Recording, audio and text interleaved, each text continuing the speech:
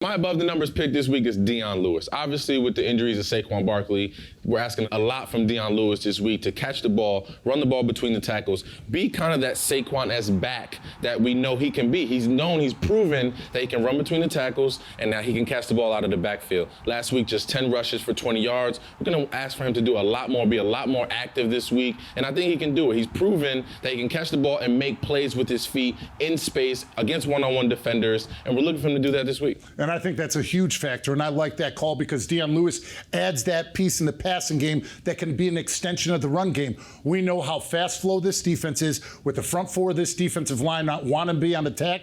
If you can get him on one-on-ones up against linebackers and option routes and even just a little running back swing route, those easy short yardage connections that you can have with him can be big plays for this Giants offense. Yeah, and look for Jason Garrett to be extremely creative in the way he uses not just Dion Lewis, but all his backs. Right? Absolutely. All right, I'm going with Dexter Lawrence. San Francisco 49ers offense, we know is heavy run predicated, and with their offensive line being lighter, they want to work lateral. Those guards and tackles need to feel every ounce of Dexter Lawrence in this game. With their outside zone running scheme, they're aiming at that offensive tackle, but the most important thing he can do, get penetration, get disruptive, get into the backfield, and force that running back to cut back right to the flow of the defense. Yeah, everybody knows I love watching Dexter Lawrence play personally. He's always active. He's always getting into the backfield. He's always wreaking havoc on his defender, on his opponent, and that's what we're going to need from him. He's going to have to go out there and feel the weight of this game and put his weight on those opponents, like you said, Dio, because he's going to be the one. 8 solo tackles already, 1 sack. He's absolutely balling right now, so he's just going to have to continue that trend so this defense can rally behind that and maybe get some picks and get some pressures on the back end. And the player for the 49ers that we need to keep below the numbers is Eric Armstead. Yeah, you see the length of those arms right there. He's getting into the backfield. He's trying to push and pull against those offensive tackles and get into the backfield, get to that quarterback. The Giants' offensive line is going to need to know where he is every single time they line up so that they can attribute for his skill set. In the run game, you've got to trap his hands. He's so long that he gets inside hand leverage, and he pushes you back into the backfield and can redirect you. And in the passing game, you've got to, once again, trap those hands because when he doesn't get home at that 6'8" height, he gets that big arm right in the passing lane and comes up with passes defense. The San Francisco 49ers won the NFC Championship last year because they were a dominant team running the ball. Now, I know they have injuries, but everybody talks about Kyle Shanahan and his concepts. You're going to illustrate why they're so effective running the ball. Well, I can tell you right now, Bob, they're effective because they are assignment-oriented, and if anything should change, they make the adjustment. I'm going to step in here. Just take a look at this part of the defense. You got 4 players, and they're going to get them all blocked, and if you allow yourself to be blocked here by the 49ers, it is amazing. Then they bring over another guy. Now, I'll freeze it. Let's look right here. Watch what happens here on that particular play. He passes him off. Now they're 2-on-2. I'll rewind it so you can just see exactly what just happened here. This doesn't happen a lot. Freeze. 2 guys. Right? He sees a guy, he goes and gets him blocked. And the same thing applies on the inside of the defense as well. Now, let's just take a look here at the tight end and the tackle. They start off with a double team here, our freeze. Now, you can see where the eyes are going. They're either here or here on the safety, but they're not both going to be stuck on the block, and boom, there's the seal. Now, by getting the seal here, he keeps this safety out of the play, and there's your run lane for the runner. And we should point out that tight end, 85, that combo blocked and tackled and blocked 2 people on that play, is arguably one of the best receiving tight ends in the National Football League. 85 is George Kittle. All right, Carl, we're going to go to the other side of the ball. Now, look, we know the Niners have a lot of injuries on both sides of the ball, but conceptually, this is something that the Giants are going to have to deal with when they're on offense. Yeah, and it really comes down to the same thing it has for the last few weeks for this offensive line. It's communication, right? So you've got a guy here, your down linemen are 3, right?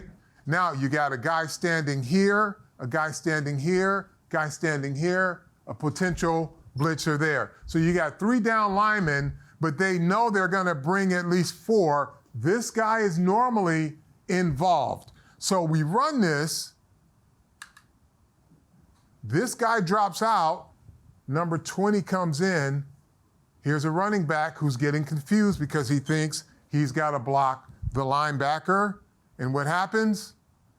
They bring a guy who's untouched. So communication is very important in knowing where the numbers are coming from. All right, Carl, the other thing that has bedeviled the Giants, not just this year but in the past, although we are seeing some improvements on it, is games up front and as far as passing people off and communicating. Yeah, communication, again, is key. But they're going to work the inside of this offensive line with some type of movement here, but they're going to keep a guy to the outside. Now, they do this because they have a quarterback who can scramble, which Daniel Jones can too, but they're going to force it. See the inside move here. I'll bring it back.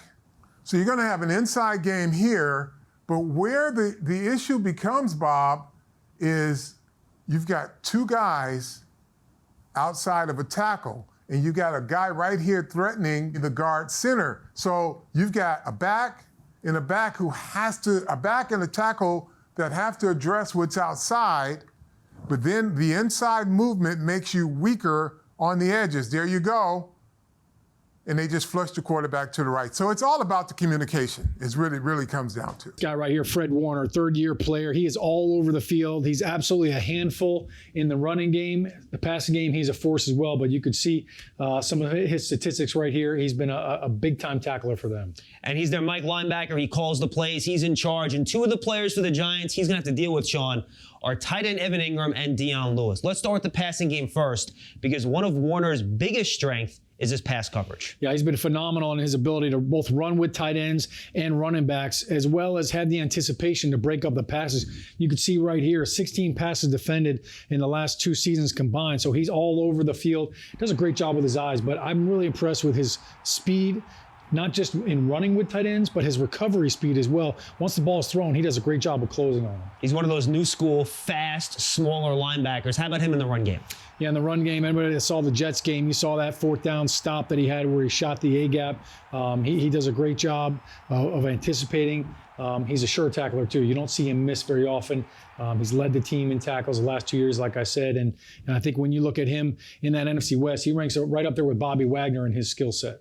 Now, obviously, the Niners play that old school Seahawks cover 3 type of scheme. What are going to be his responsibilities against the Giants offense in that scheme, Sean? Yeah, it's a great matchup and a great question, because for Fred Warner, it's all about spacing, right? Cover 3, it's a zone coverage, so he's going to have to recognize who's running through his area. Obviously, he's going to try to disrupt any tight ends on any crossing routes, but then it's when you're covered in the flats or you're trying to keep up with the running back, you've got to make sure that you take great angles. So for him, obviously heads on a swivel, but he's done a great job of anticipating, so he's always reading the quarterback's eyes. Now for the New York Football Giants, Saquon Barkley out for the year with that knee injury. Other players have to step up. Guys like Evan Ingram, guys like Dion Lewis. How do the Giants adjust to try to continue to be productive and explosive without Saquon Barkley on the field? Yeah, certainly big shoes to fill there, and it's a huge void. My advice would be don't wait till 3rd down to try to make up for that production. 1st and 2nd down, well, I'll add Wayne Gallman into that. They've got to do a great job of that, but the mindset has to be we're not going to get tackled by the first defender, so make sure you get yards after the catch. With all the injuries to key players on both the 49ers and the Giants, there's going to be a lot of uncertainty on Sunday, that's for certain. Which injury was most detrimental to the 49ers? Oh, easily the pass rusher. You know, when you look at a guy that can actually change the game, their pass rusher was the biggest player on their team. I think that if you look back at it, he's the guy who has the most influence on their defense. He's exciting to watch, you know, but him being out of the game, even more than Garoppolo, will be the big difference. Are you, not really paying attention to what a quarterback means to your offense, or what even, when you have a quarterback who's running the show, that is the linchpin, because in the NFL, there are not a lot of backups that are as good as the starter. So I believe that the quarterback missing is the most important missing piece. Well, I would say yes, Carl, on most accounts, but when you don't have an elite quarterback, and I do mean elite, it kind of fades away from being the most important guy. You need a guy there that's going to make a lot of plays for you. He was in the Super that can give the Bowl. quarterback back the ball. Howard, I'm going to hit you with a stat. When Garoppolo doesn't play, they're 4-20. When Garoppolo plays, they're 20-6. That's called important. Ding, ding, ding, ding. I think Banks won that one. Okay, we'll see. All right, We'll see. the Giants and 49ers have one of the most historic rivalries in the history of the National Football League. And considering that the Giants and Niners don't even play in the same division, what's the best game ever between the two teams, in your opinion? Wow. Well, I can only go in my era. No. I will say it was the game that Eli Manning was battered and bruised and still came through with the victory. I mean, that was the championship season, obviously, but he took a beating in that one and just withstood it all. I like that game a lot. I thought Eli did a great job. He was battered and beaten, but I will definitely go with our Super Bowl run. We played against them in 1990. The kick at the end of the game, the fake punt, the fumble recovery, so many elements in the game, and field goals just was separating us from the win, and we found a way to pull it out. I definitely will go with that one.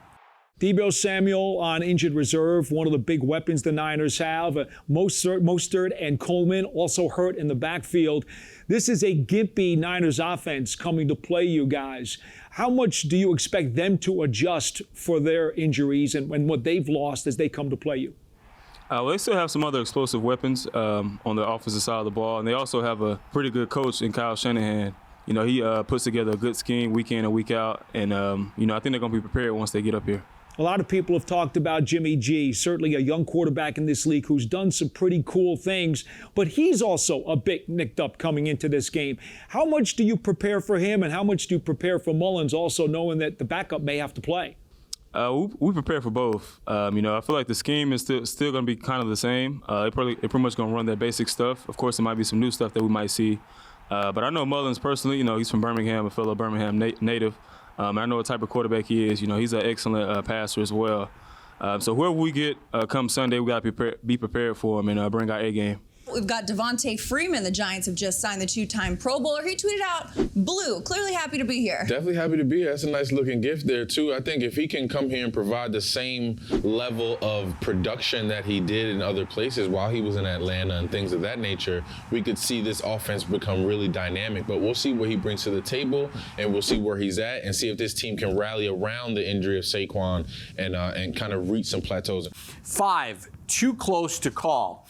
The Giants and Niners have met 41 times, including the postseason. Only 5 points separate the two teams in their matchups. You know, you went against Montana and Bill Walsh's offense of the 80s, and you were one of the few teams that was able to slow them down. Why were you guys able to slow them down? To use a boxing analogy, styles make fights. We figured out what they wanted to do, and we just made it a physical type of a game. Yeah, it's pretty interesting that only 5 points separate.